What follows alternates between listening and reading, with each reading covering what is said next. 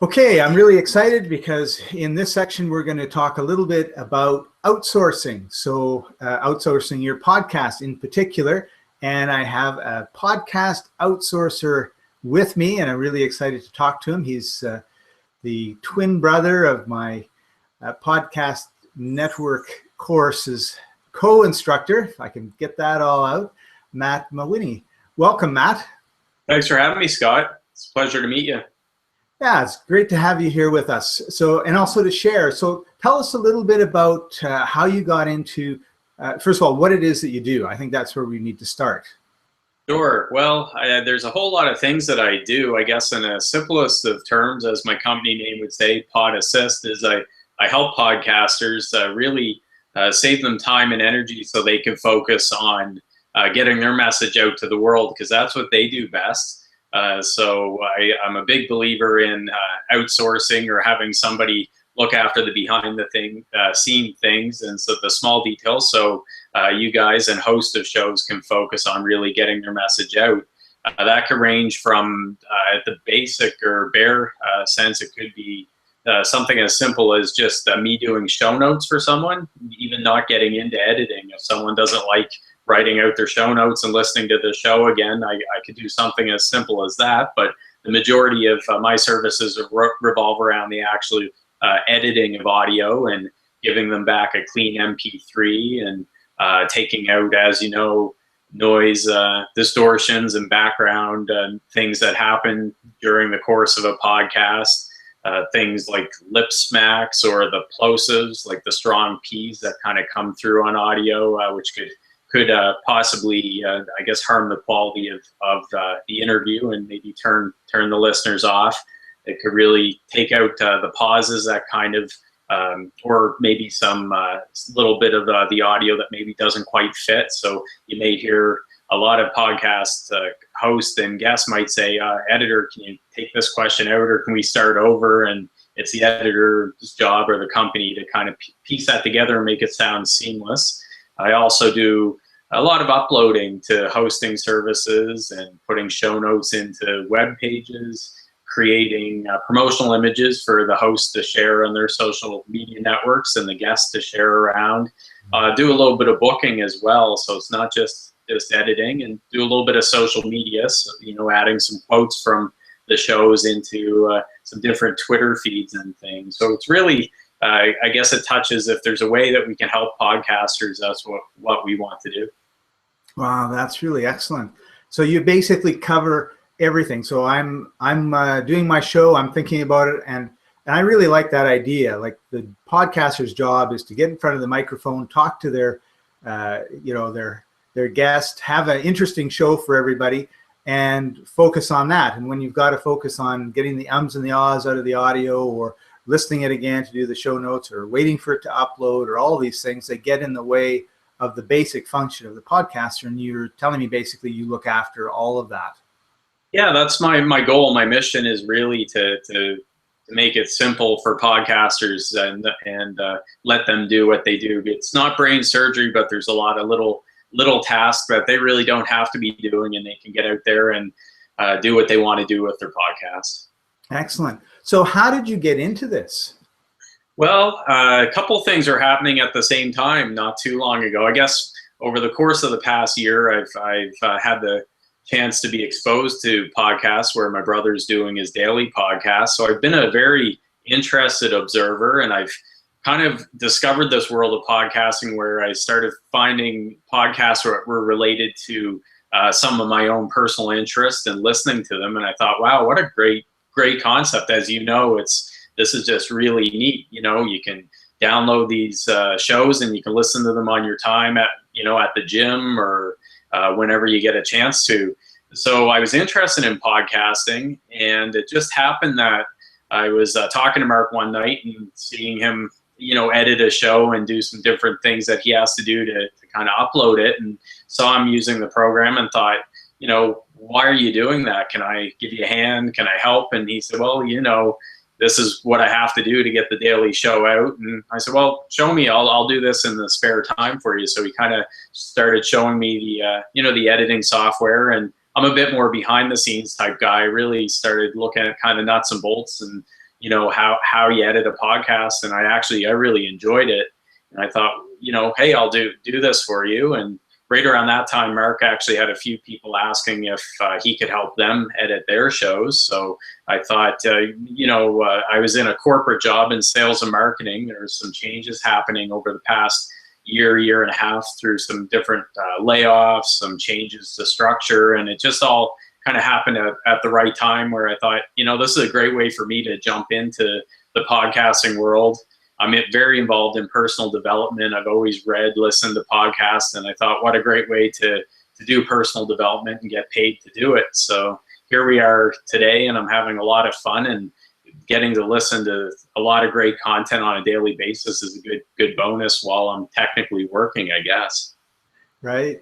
That's a good point. So you're what we would call a lifelong learner, and here you are learning every day as you're working. Kind of a nice combination.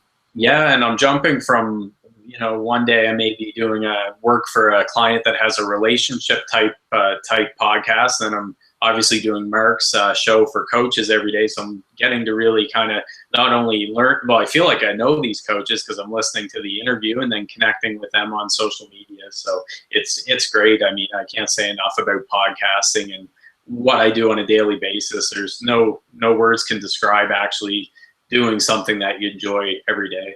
Right. That's a good part of it. Yeah, for sure. When you're taking on a new podcast client, what are some of the things that you look for? Well, the first thing I love having, and it's a beauty of the internet and Skype, having a chat with them. A lot of times people say, well, how much is it? And what's the price? And I like talking to them first because every person's different. Someone may think that they need a package, and then turns out that maybe they just need basic. They can do the uploading themselves, or it may go the other way. They may find out that I help them book guests and say, wow, you'll add that in and take that off your plate. Really, what I'm doing is I'm really looking to see how I can help someone and look to offer them the best customized package that makes sense for them. And then I'm also in the back also considering, how much time it's going to take me, and make sure that, it's a viable business for myself as well. And that I can at least, make it work as a for-profit business. So there's a few things going on there. But it's just from people that are approaching me so far, it's a great variety of content, and I get the chance to kind of tailor a package for each one. Right. Cool. So what was the most difficult part of becoming I'm going to call you a podcast producer, okay? So after the production of the podcaster is the person that's talking. So as a podcast producer, what was the most difficult part you had when you were getting started, or even today? Well, I think part of it is balancing. I'm sort of, I guess, a bit of a giver myself, and even though my background's in sales and marketing, I really want to make sure that this is affordable for podcasters. So I guess balancing the cost versus the benefit, make sure it works and it's mutually beneficial for everybody. I would say that's it. I've had a few people approach me and say, look, I'm not monetizing my podcast. Would you be able to, for $10 an episode, do everything and upload it? That was one case that just happened. And, maybe we'll talk about this a little bit longer, but a typical 30 minutes of audio, I found, if you're uploading it, at least doing the show notes and some basic things, could take an hour and a half. So if where I do a lot hands-on and just with one helper who's there to help me if I get swamped, if I'm doing, for $10, a couple hours of labor, I'm not sure if that's going to work for me. So it has to be a bit of a balancing act. And but I'll do whatever I can to make it work for somebody, package things together and help them out. Right. Yeah. Working for 2 hours for $10 is, a really good. I wish I could, and I do get the added benefit, as I said, of I look at it as personal development. So there's been some shows I've been interested in where I said, I really want to be involved in this show, even if it's on a freelance basis. And I've kind of lowered my price a bit because I knew I would get a lot from it on the just by listening to the great content. So yeah, it's a good thing about podcasts. Cool. Well, let's talk a little bit about podcasting, since you're looking at it from a totally different perspective than most of us. And what in your mind makes for a good podcast? I think not having now. I guess I could speak to my brother's podcast for coaching. He's got kind of usually a set of questions that he'll touch on at a certain point in the interview. But you'll notice a good host can, as you've done this for a long time, take it off in another direction and make it not seem so scripted or robotic. I think, and that just comes with time. I've noticed new clients maybe have a little trouble in steering or new podcasters in steering that interview. But I think when the experience comes in and you have a good person that's really good behind the mic and they just make it flow freely. Yourself, I'm having fun sitting here talking to you, so I could tell, I think when it's a relaxed conversational type but informative, I think that's what really gets the reader, the listener's attention and keeps them listening and keeps them coming back for more, subscribing to the feed and wanting to make this a part of their daily or weekly routine to listen to that particular show. Yeah, good answer. And I think you're right. Like, we talked before we did this recording about some of the questions I was going to ask you, and I've asked you 2 or 3 that we never talked about. And I never thought about, but as we were having our conversation, my mind was going, wow, that's interesting. I wonder. And I came up with another leading question, I'll say, because I was curious as to your opinion, because I've never actually ever spoke to somebody who had a variety of podcasts that they were editing and listening to from not the perspective of just, oh, I'm interested in this topic, but also from the perspective of, how can I make this interesting for other people to listen to?